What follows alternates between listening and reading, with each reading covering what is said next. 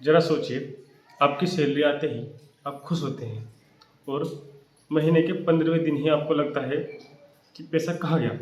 अगर मैं आपको कहूँ कि एक ऐसा तरीका जिससे आप न सिर्फ अपनी सैलरी बचा सकते हैं, बल्कि महीने के आखिरी में भी आपके पास पैसा बचेगा, और ये इतना आसान है कि आप आज ही शुरू कर सकते हैं।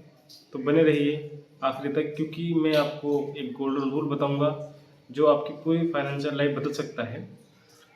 नमस्कार दोस्तों, मैं राजन बावरी। हम बात करते हैं पर्सनल फाइनेंस और शेविंग स्मार्ट मनी हैबिट्स के बारे में। अगर आप पहली बार आए हैं तो चैनल को सब्सक्राइब जरूर करें और बेल आइकन को दबाएं ताकि आप किसी भी ज़रूरी मनी टिप्स को मिस ना करें। दोस्तों, सबसे पहले प्रॉब्लम आती कहाँ है? हम में से ज़्यादातर लोग सैलरी आने के बाद सबसे पहले ईएमआई, किराया और ज़रूरी बिल भरते हैं।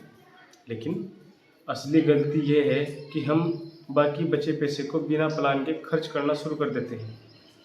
कभी बाहर का खाना, कभी शॉपिंग, कभी ऑनलाइन सेल, और महीने के आखिरी में हम फिर से वही सोचते हैं, अगले महीने से बचत करूँगा। पर क्या सच में अगले महीने कुछ बदलता है?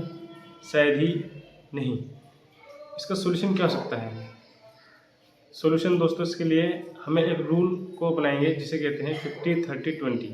तो सबसे पहले जानिए एक सिंपल लेकिन पावरफुल रूल जो कि मैं आपको बता रहा हूँ, 50-30-20। इसमें क्या होता है कि 50% इनकम, जिसमें ज़रूरी खर्च, rent, bills, grocery. Then 30% income wants के लिए, movie, shopping, travels, and 20% income saving and investment के लिए।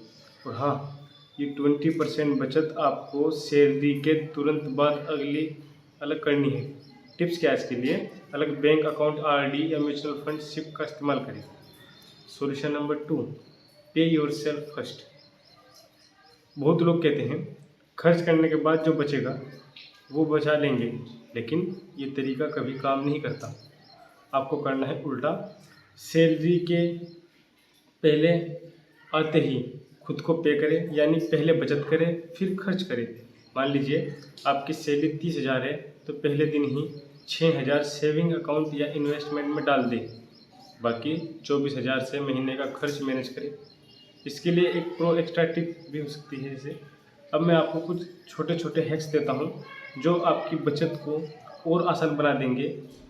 जैसे हैक नंबर 1 क्या होता है कि नो स्पेंड डे रखिए।